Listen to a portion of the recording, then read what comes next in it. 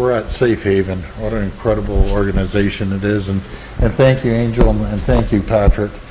And they do incredible work with kids with special needs at multiple locations, and I want to thank BD Canada. Thank you for the very generous contribution. You know, these are game changers, as I have said, with a rapid test. We have deployed over 1,865,000 rapid tests across Ontario. We're leading the country with 67% of all rapid tests, and we're going to continue leading the country. Our biggest concern right now, and I want to thank the federal government for giving us the rapid test, about 5 million. We went out and purchased another 9 million, is making sure that we continue the supply. We plan on ramping up to 1 million a week. And again, we couldn't have done this without folks like BD Canada, without Susan and Safe Haven. And I want to, the person that does more work than I do, my minister, Jill Dunlop. Jill, do you have a minute? Jill leads the way at Cabinet when it comes to supporting the communities, supporting organizations like Safe Haven. And I want to thank you for all the hard work you do. And Jill travels around the province making sure organizations like this are taken care of. And I always say this is where the money should be spent. I see a lot of waste in government. These are the organizations that, you know, I always say there's different types of organizations. They take $1 and turn it into $10. So we'll always have our support, Susan. Thank you.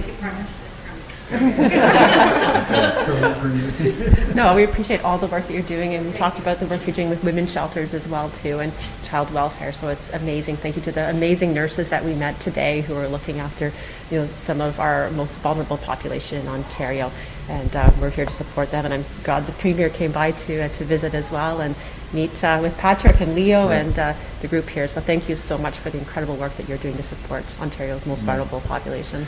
And the last request, these corporations, people, please make a donation to Safe Haven. It's the best money ever spent.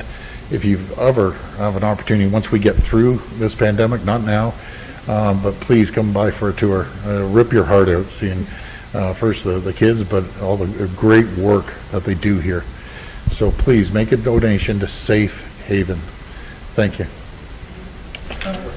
There's questions whether we'll have enough the rapid test, and could you foreshadow who else is going to? There's a lot of tests out there. Where else are the rapid tests going to? Yeah, so we've deployed it. We've opened up the portal. Over 1,000 companies have applied. A lot of companies, we already have it into the field, and obviously long-term care is our priority. We're leading the whole country with second doses of the vaccines and long-term care, over 57%. I always want to remind everyone we're 38% of the population.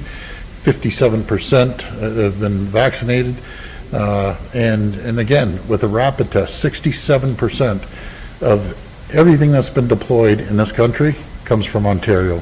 And it's not the government, it's great folks, again, BD Canada, other organizations that are helping us out. So it's important that we get more rapid tests as soon as possible, because as we continue to ramp up, we're going through 1 million. I think that's for small. Also, the schools, we're doing the rapid tests in the schools as well. So I encourage every company out there, any organization, any government-run organization, please ask for the rapid tests. We'll get them out, and they're free. Well, yes, nothing's free, but the province and the feds are going to be paying for it. So please ask for the rapid tests. Yesterday during Dr. Dirk's press conference, John McGrath from TVO asked about the third wave. Is it inevitable? And if we shouldn't continue to lock down if it is inevitable? Well, I'll tell you, right now, when we're opening up cautiously, it's not a wide open, rah, let's go party. There's a lot of areas, Toronto, still in lockdown, gray. Peel, still in lockdown in gray. York, still in lockdown in gray. And folks, please stay home. Please don't be traveling. Please do not have people over to the house. By no means is this wide open. We have to be cautious, super cautious. We saw what happened before, and we don't want it to happen again. So we're doing a little bit of a balance and letting small businesses open up very cautiously. But again, I stress, follow the guidelines and the protocols, no matter what the hospitals do, no matter what the government does, it's really up to the great people of Ontario that have done a great job so far. We've seen the numbers come down, but we're always concerned about the UK variant, South African variant, Brazilian variant.